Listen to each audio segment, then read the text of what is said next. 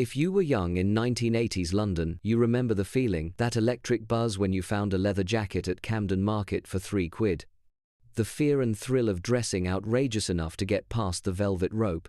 The sweat and smoke filling a basement club at 3 a.m. while synth beats pounded through your bones.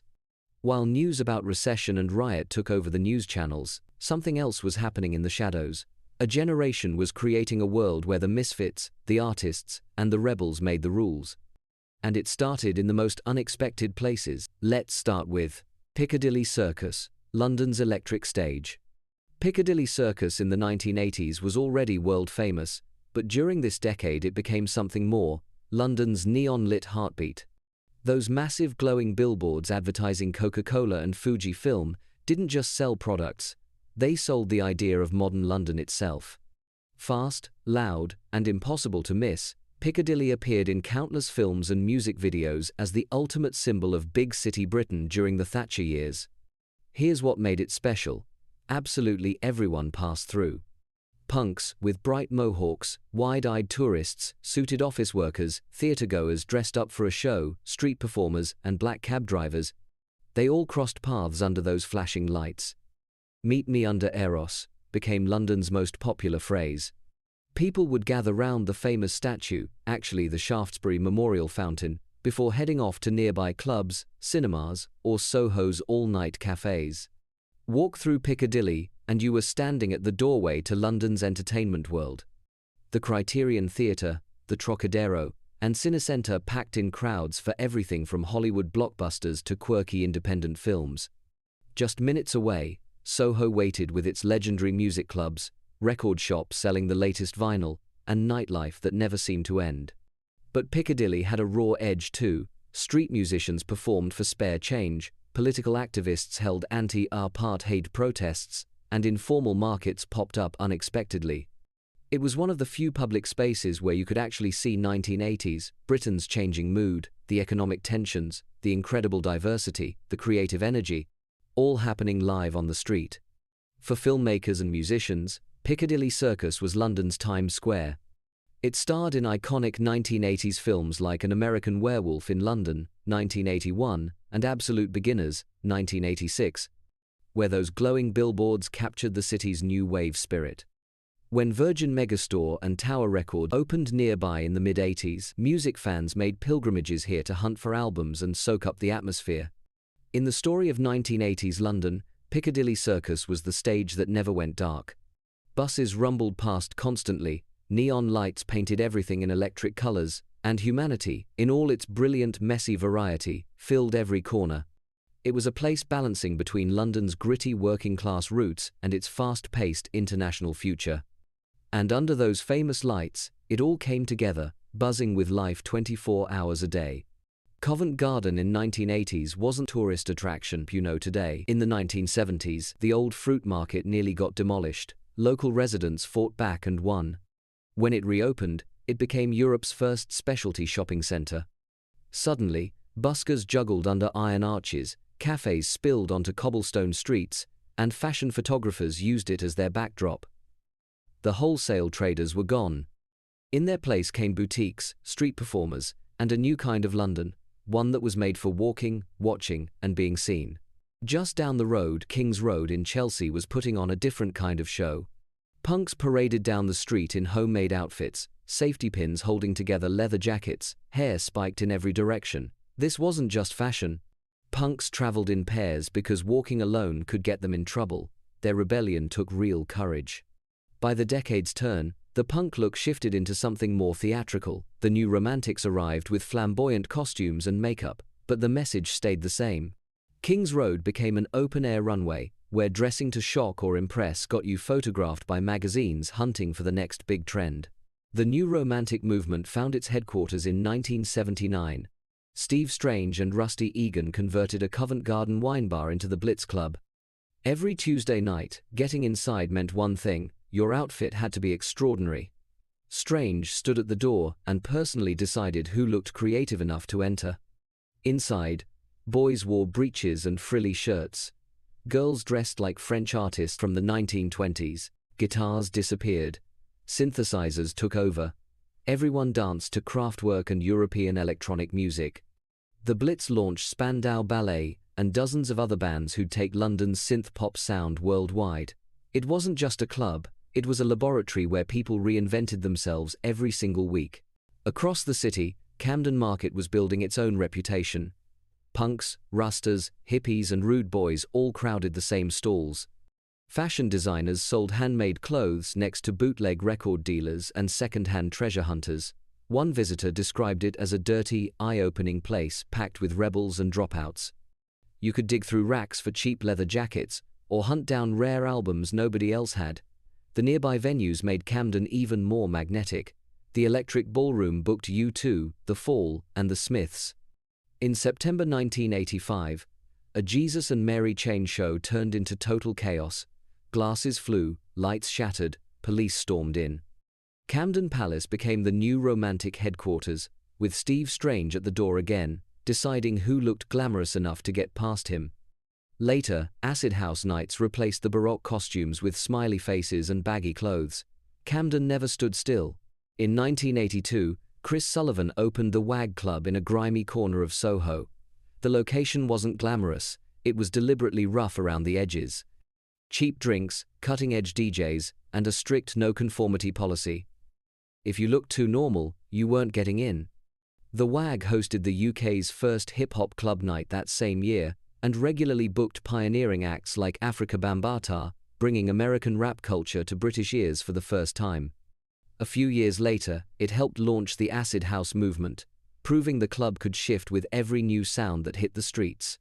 But the Wag was more than music. It doubled as a fashion show and art gallery. Any given night, you'd find designers like John Galliano sketching ideas in the corner. Future artists like Tracy Emin and Grayson Perry mixed with celebrities on the dance floor, all of them equals under the strobing lights. The club attracted mavericks from every scene: musicians, painters, fashion students, actors, and people who didn't fit any category at all. In a city still divided by class and race, the Wag created rare common ground. Your postcode didn't matter, your accent didn't matter. Inside those walls, creativity mattered more than your background. It was a place where connections formed that would shape British culture for decades. People didn't just party at the Wag, they collaborated, they inspired each other, they built the future. The Galtimore, where London's Irish found home. The Galtimore wasn't just somewhere to dance on a Saturday night, it was a lifeline. For thousands of working-class Irish people living in London during the 80s, this dance hall was their escape, their meeting place, and their little piece of home. Picture this. You've spent all week breaking your back on a building site, digging up roads, or driving a bus through London's chaotic streets. You're tired, homesick, and missing Ireland. Then Friday night rolls round, and you head to the Galtimore. The moment you walk through those doors, everything changes. Irish accents fill the air, the smell of Guinness and hot pies welcomes you in, and suddenly you bump into someone from your own village back home. You'd meet half your hometown in the Crown, people joked, and it was almost true. This was long before you could swipe right on a dating app or video call your family. The Galtimore gave people something precious, real human connection. Here, you could catch up on news from Ireland, find a job for next week, or work up the courage to ask someone special for a dance. The best part? That electric feeling when the music started, when you showed off the dance steps your parents taught you, when the whole room laughed together like one big family. The 80s were tough for working people. The Galtimore was a warm, noisy sanctuary where everyone could let loose and be themselves. The dance hall shut down in the 2000s, but its legend lives on. Whilst fancy Soho clubs get a lot of attention when people talk about the 80s, the Galtimore was something more authentic, a genuine working-class spot bursting with life and character. Today, people still tell stories about meeting their future husband or wife on that dance floor, about unforgettable street St. Patrick's Day parties, and about the incredible sense of belonging they felt inside those walls. In the stories of 1980s London, the Galtimore dance hall shines bright, a place packed with music and mischief, laughter and love, and that special Irish craic, which means good times and great company. It reminds us of a time when community meant showing up in person, when joy meant dancing until your feet hurt, and when home could be found in the most unexpected places. South in Brixton, The Fridge claimed to be Britain's first club with video screens and a chill-out lounge. Andrew Chazowski and Susan Carrington, who'd run the legendary punk club The Roxy, opened it in 1981. It started above an Iceland supermarket, then moved to a converted cinema on Town Hall Parade in 1984. The Fridge became a new romantic hotspot, booking early shows from Eurythmics and Pet Shop Boys. Later, it gained fame for Africa Centre nights featuring Soul to Soul. The club showed what made Brixton special. It mixed emerging electronic pop with Afro-Caribbean rhythms and created sounds nobody had heard before. For those who rejected mainstream trends entirely, the Batcave offered sanctuary. Running from 1982 to 1986 in Soho, this club night birthed the goth subculture. Cobwebs hung from the ceiling, bin liners covered the walls. To get inside, you crawled through an actual coffin. The Batcave celebrated DIY fashion and total self-expression. Fishnets, dramatic makeup, and fetish wear weren't just accepted, they were the uniform. The music came from house band The Specimen and goth rock pioneers like Bauhaus, creating a sound that spread from London to the rest of the world. Inside those dark, playful walls, outcasts finally felt like they belonged. July 13, 1985 brought a different kind of moment. Live Aid concerts in London's Wembley Stadium and Philadelphia were watched by 1.5 billion people worldwide. 72,000 packed Wembley, while 89,000 filled JFK Stadium. David Bowie and Mick Jagger wanted to sing a transatlantic duet, but broadcast delays killed the plan. Instead, they filmed a video at London's derelict Millennium Mills, a crumbling relic in the empty docklands. The footage aired during the concert, showing the world what parts of London had become. Live Aid raised millions for famine relief. But it also proved London could still host events that captured global attention, even as parts of the city sat abandoned. London's food scene was changing too.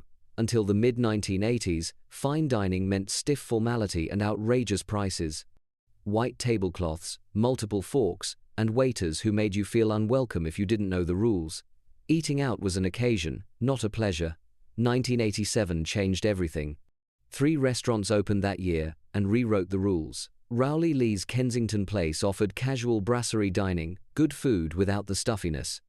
Bibendum transformed an old garage into a French-inspired dining room, where you could actually relax. And in Hammersmith, Rose Gray and Ruth Rogers opened the River Cafe, turning simple Italian home cooking into high-end cuisine. They shopped like Italian housewives, bought fresh ingredients daily, and let the food speak for itself. These places brought a relaxed, playful approach to eating out. You could show up in jeans. You could laugh loudly. The food mattered more than the dress code. 2 years later, Chris Corbin and Jeremy King renovated the Ivy in Covent Garden. It quickly regained its status, pulling in artists, musicians, and politicians who wanted great food without the pretension. Suddenly, you didn't need a dinner suit to eat well. Restaurants became destinations in themselves, places where creativity happened at the table, not just on the plate.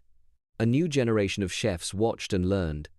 London was finally becoming a city where you could eat as adventurously as you could dress. While clubs and restaurants thrived, London's skyline was being redrawn. October 1986 brought the Big Bang, a complete deregulation of financial markets. Fixed commissions vanished. Foreign firms flooded in. The reforms triggered massive mergers and turned London into a financial powerhouse that overtook New York. Investment banks and newspapers relocated to new office towers on the Isle of Dogs, setting the stage for Canary Wharf. Just years before, the Docklands were a ghost town. Skeletal warehouses covered in graffiti, empty quays, barely any businesses left. Films from the mid-80s show helicopters flying over abandoned docks and cars racing past derelict buildings. The gap between those decaying industrial zones and the shiny new trading floors summed up the entire decade. Growth was happening, but it wasn't reaching everyone. London's live music heritage kept evolving. The Marquee Club, a longtime home for rock and punk, moved from Wardour Street to Charing Cross Road in 1988. It hosted early gigs by Inspiral Carpets, James, and Oasis. Jazz lovers headed to Ronnie Scott's in Soho, where legends recorded live albums throughout the decade. Nina Simone in 1984, Chet Baker in 1986, Curtis Mayfield in 1988. These venues connected generations. They mixed old-school glamour with new genres like hip-hop and acid jazz. The music never stopped changing, but the spaces that held it stayed sacred. If this has jogged your memory at all, do hit like and subscribe. Cheers.